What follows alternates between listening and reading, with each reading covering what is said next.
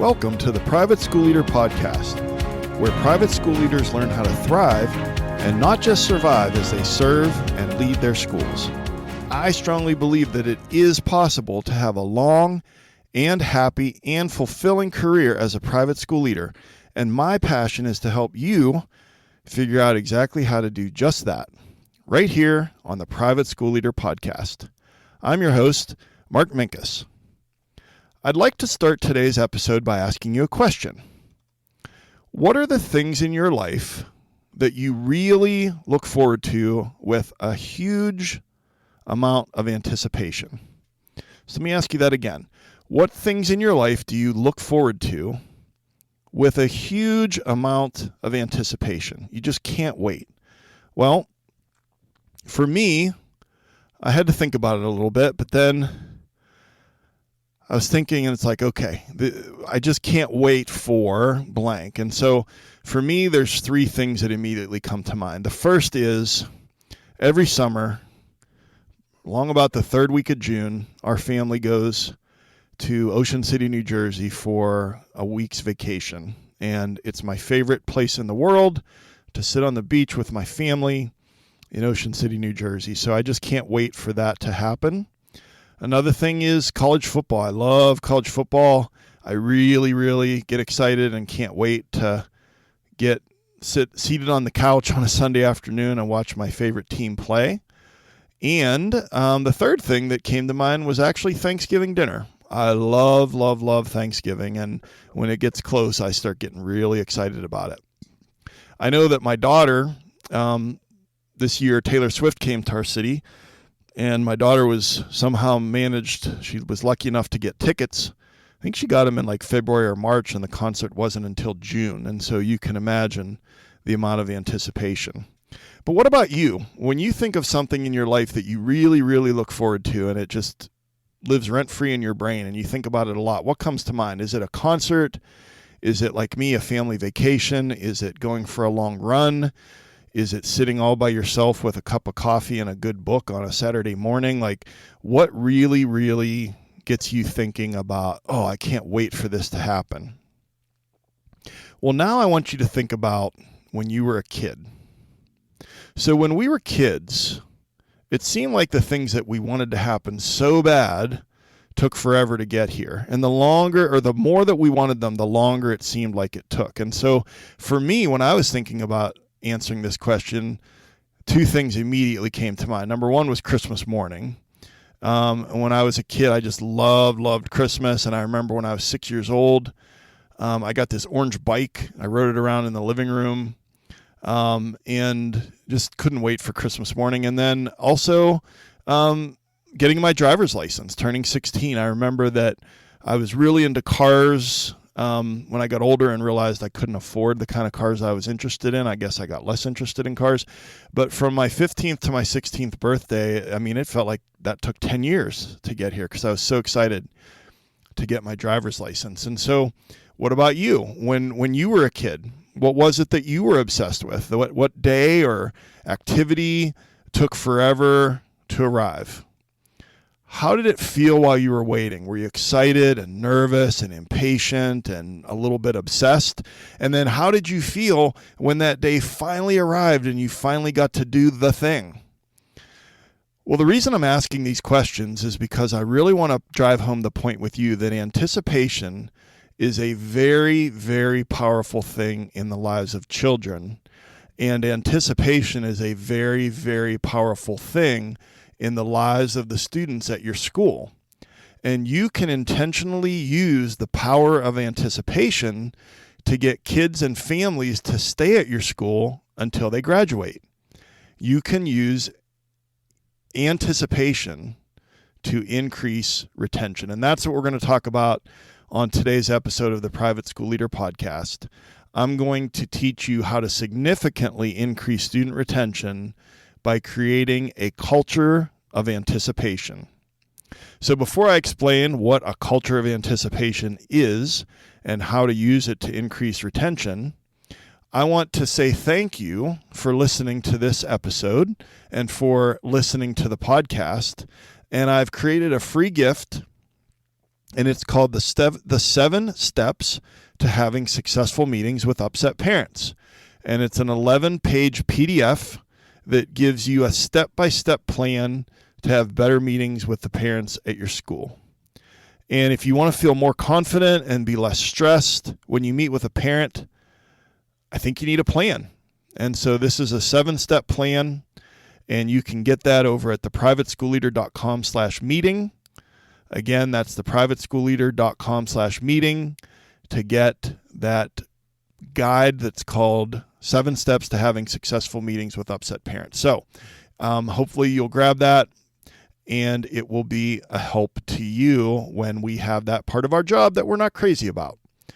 So today we're talking about 2 big things. We're talking about retention, and we're talking about anticipation. And I've said it before. I've done a couple of episodes on retention. I will link. There's an episode that I did called 8 Retention Strategies That Actually Work. Our school had a retention crisis in the summer of 2014, and I talk about that in that episode. But I also talk about how we fixed it, and actually within 2 years we're better than the national average for NAIS for retention. And we actually were invited to speak at a national conference in February of 2017 to tell the story about how we solved our retention crisis. So I've said this before on the podcast that it is a fact that it takes 7 times more resources to keep a student than to enroll a new student. And we're always trying to get new students, and that's great. And we should, because we always need new students. But it takes 7 times more money and time and human resources and advertising dollars and administrative work, you name it, 7 times more resources to keep a student than to enroll a new student. I have that backwards. It takes 7 times more money to get a new student than to just keep the kids that we have. So that's what we're talking about, is retention, keeping the kids that we have. We don't want to spend all that money to replace all those kids that leave. And you might say, well, I know you mentioned a minute ago about NAIS. Well, the National Association of Independent Schools, they put the number at 92%. If you're retaining 92% of your students, then you're doing a great job with retention, because families move, financial situations change, and so it's rare if we're going to keep 100% of our kids. And if you're a school that has a robust waiting list, well then, awesome. Most schools, we don't live in that reality, and so we need to work hard to retain our students. And so if your retention numbers are not consistently at 92% or above, then we need to get to work, and we're going to get to work. And the way that we're going to do that, one of the many ways, I told you I'll link that that episode of the 8 strategies that really work for retention. I'll link that in the show notes at theprivateschoolleader.com, episode 51. But the way that we're going to retain students by talking about this on today's episode is by using anticipation. And so just to define it, anticipation is an emotion involving pleasure or anxiety in considering or awaiting an expected event. Anticipatory emotions include fear, anxiety, hope, and trust. And when the anticipated event fails to occur, we are either disappointed or relieved. So I want you to understand that anticipation can be both positive or negative. So for example, if you're anticipating a trip to the dentist and you're stressed out and you're anxious about it, but they call the day before to cancel and you have to reschedule it, then there's a huge amount of relief. But we are focusing on creating an intentional culture of positive anticipation, things that the students in your school are so excited about, they can't wait for them to happen.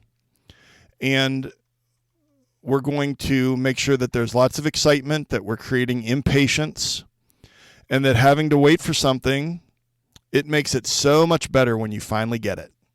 So whether it is waiting 6 months for football season to start, waiting a whole year for Thanksgiving or Christmas, waiting for a year for the vacation on the Jersey Shore. When it finally comes, it feels so good and it's so exciting. And it's even more so when you're a kid. So how do we increase student retention? By creating a culture of anticipation. And I'll explain a little bit more about what that means, but let's get a little bit tactical. So I want to give you 4 things that we do, and I'm going to kind of toggle back and forth between talking about what we do at my school and what is a strategy that you could implement at your school. There's going to be some overlap and some back and forth. But how do we increase student retention? By creating a culture of anticipation. Number 1, recognize the true power of anticipation. Number 2, identify things that our students have to look forward to. Number 3, make sure that our kids and their parents always know what happens in the next 2 years. I call that interim anticipation. And there's a difference between interim anticipation and long-term anticipation. So if you're talking about something to a family that has a 2nd grader and a 4th grader, and you're talking about stuff that happens during their senior year, that's really far off in the distance. But if the child's in 4th grade and you're talking about stuff that happens in 5th and 6th grade, then that's interim anticipation. And number 4, be very intentional about opening story loops that can only be closed by graduating from your school. And I want to hit you with that again. Be very intentional about opening story loops that can only be closed by graduating from your school. So let's get into this. Number 1, recognize the true power of anticipation. Recently, I read a very interesting blog post on LinkedIn, and I'll link it in the show notes. And the blog was called The Lost Art of Anticipation, How Living in an On-Demand Culture Makes Us Less Happy. And I'm old enough to remember watching Friends, and I had to wait a whole week to see if Rachel got off the plane. And, we could fill in the blank with other cliffhangers. It used to be that a TV show would have a cliffhanger in May, and then you had to wait till mid-September to see, how it worked out. But with Netflix, we only have to wait about 5 seconds for the next episode to start. And we can skip the end credits and skip the intro so that we get right to the good stuff.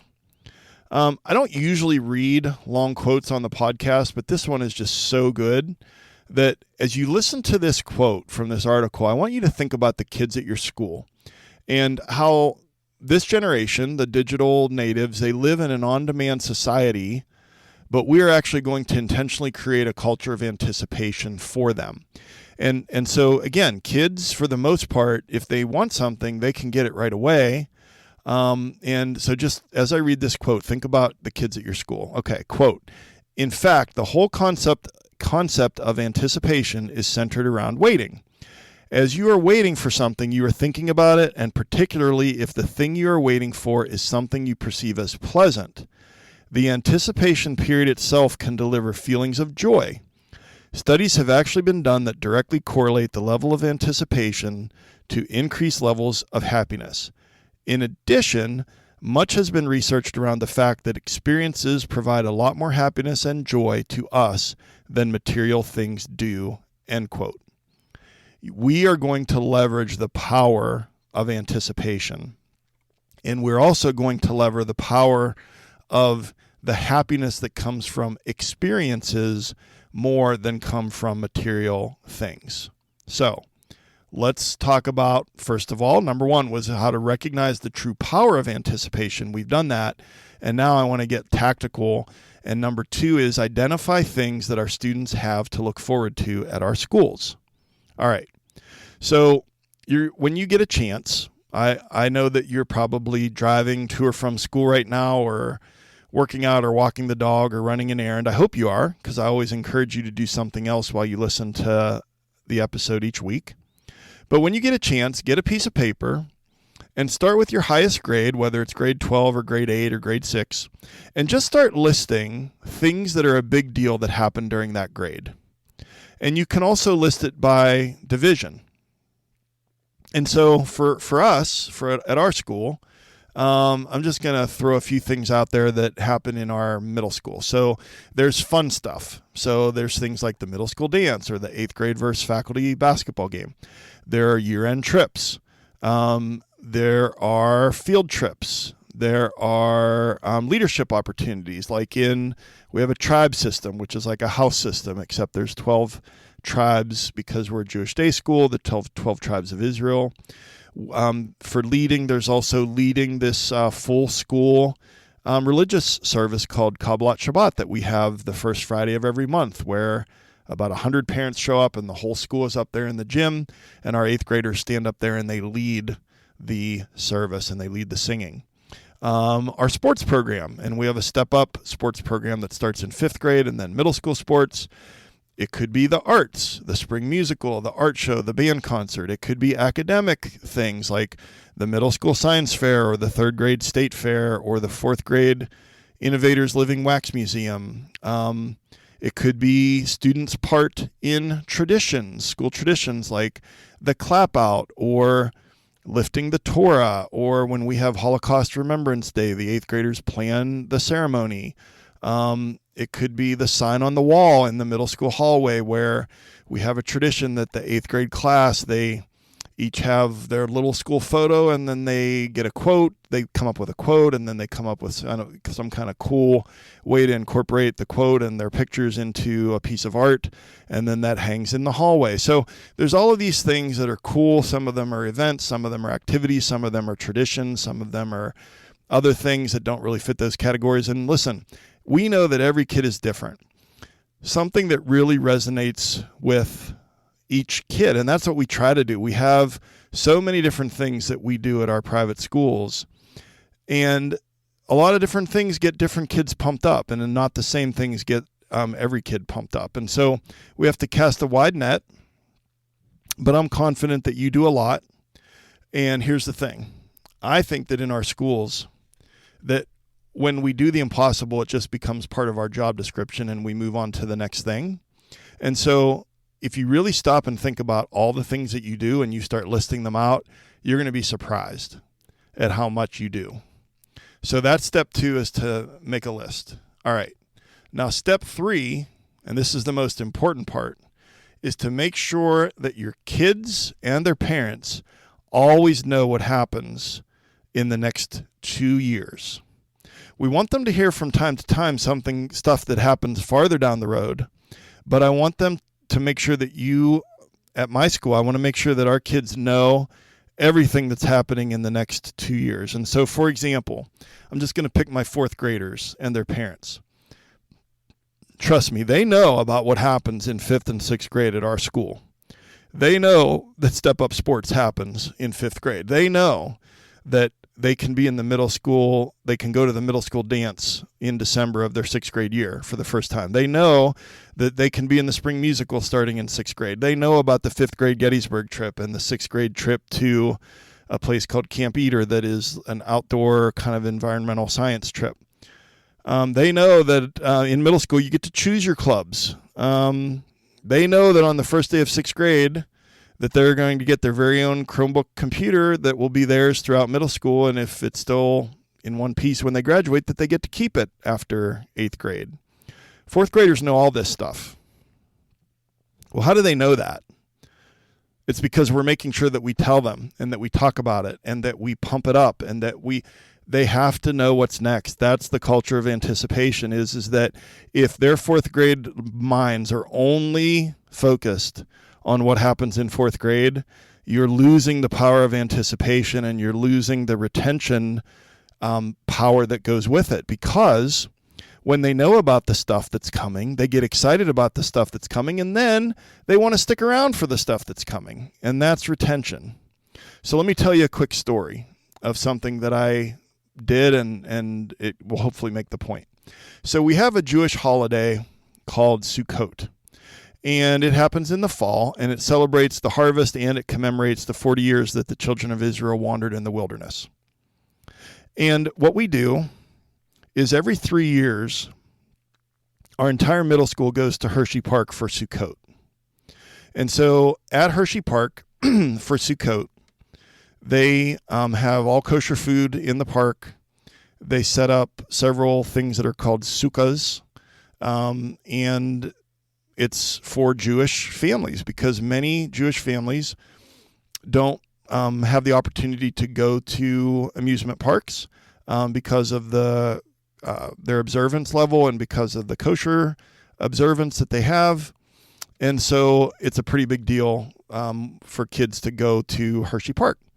So we go once every 3 years. I think if we went every year, it would kind of lose its excitement. But if you're when you're in middle school at our school, once during middle school, you're going to go to Hershey Park. And we get on the bus at 6 a.m. We drive for 4 hours, and then we ride as many of the 14 roller coasters as we can and have so much fun. And then we get back on the bus and we drive back to school, and we get back around like 11 p.m.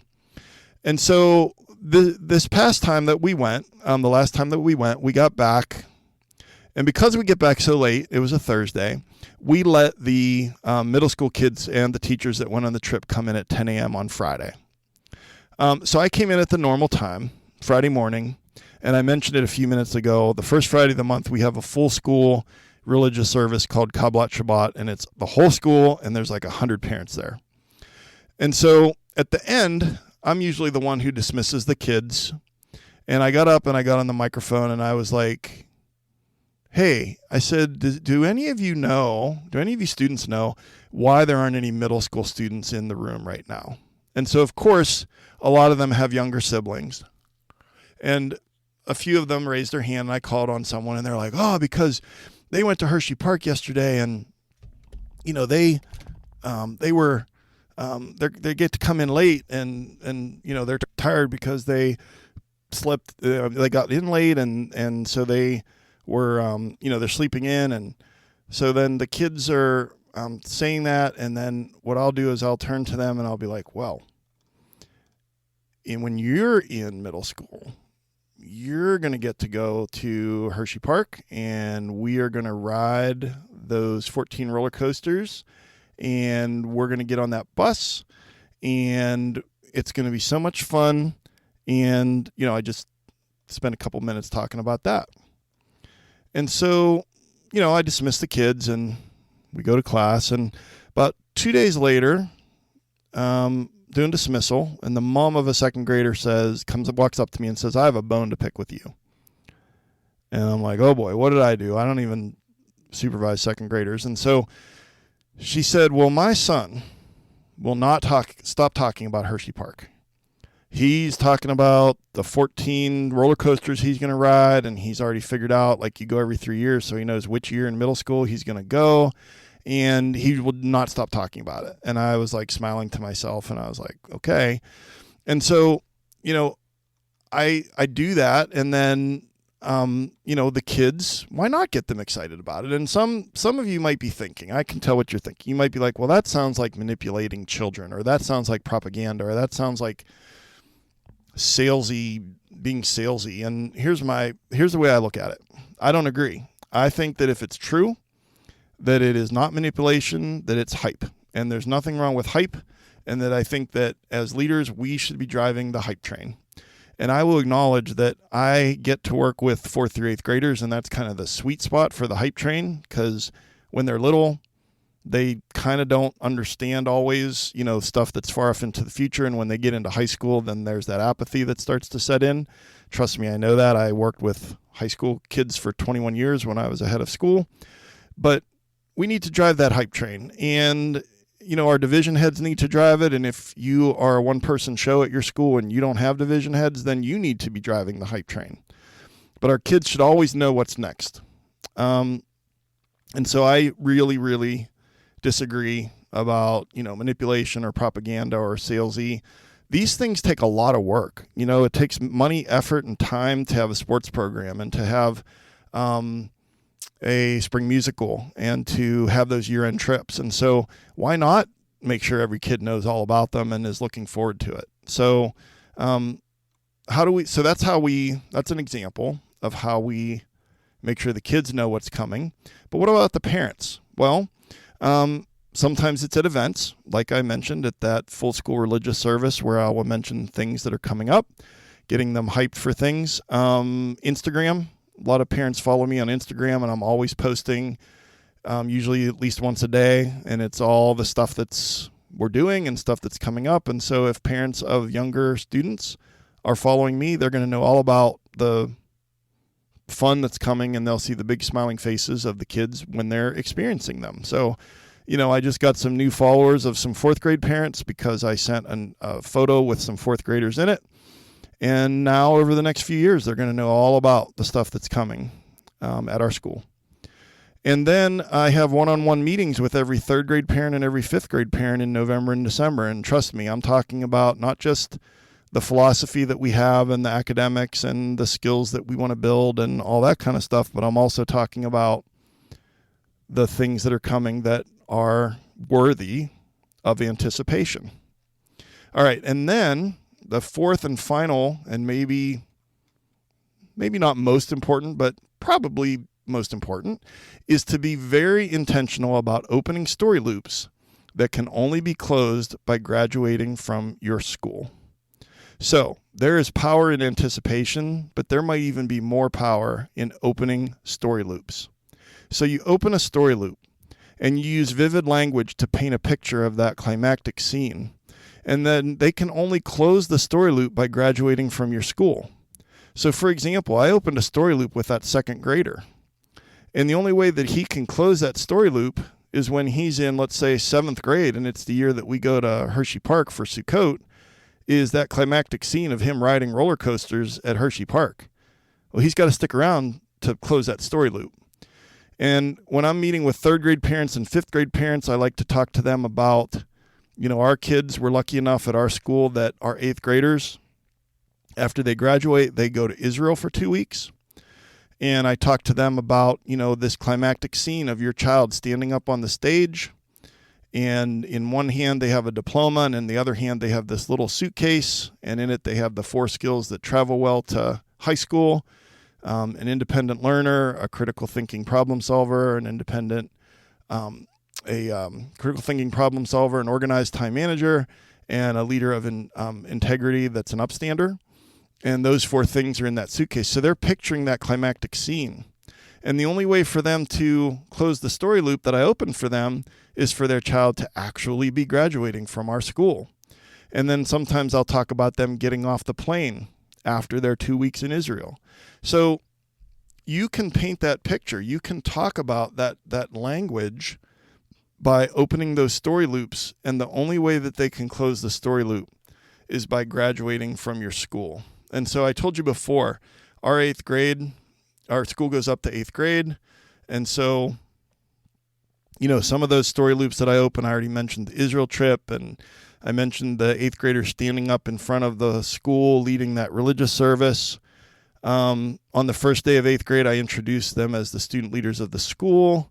They get to play in that 8th grade versus faculty basketball game, and they're sitting there from the time they're in kindergarten, 1st grade, 2nd grade, rooting for the students or the teachers, doesn't matter, but just painting that picture for them that one day you're going to be out there on the court playing as an 8th grader against the faculty. Well, guess what? They have to stay until 8th grade to close that story loop.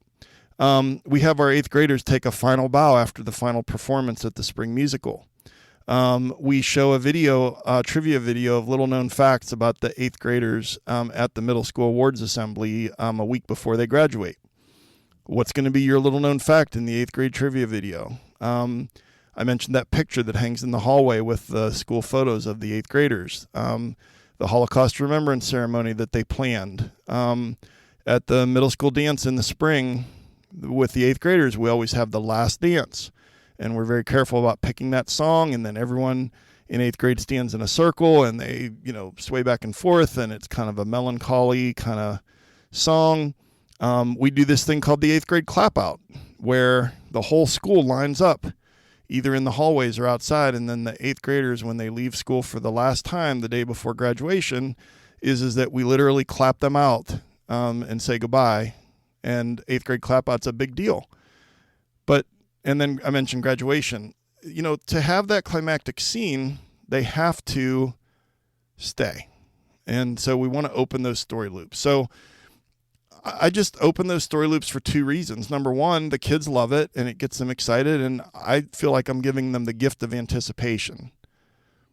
And I'll say that again. I said I'm giving them a gift. With the on-demand world that we live in, it's really, really exciting to have something to look forward to.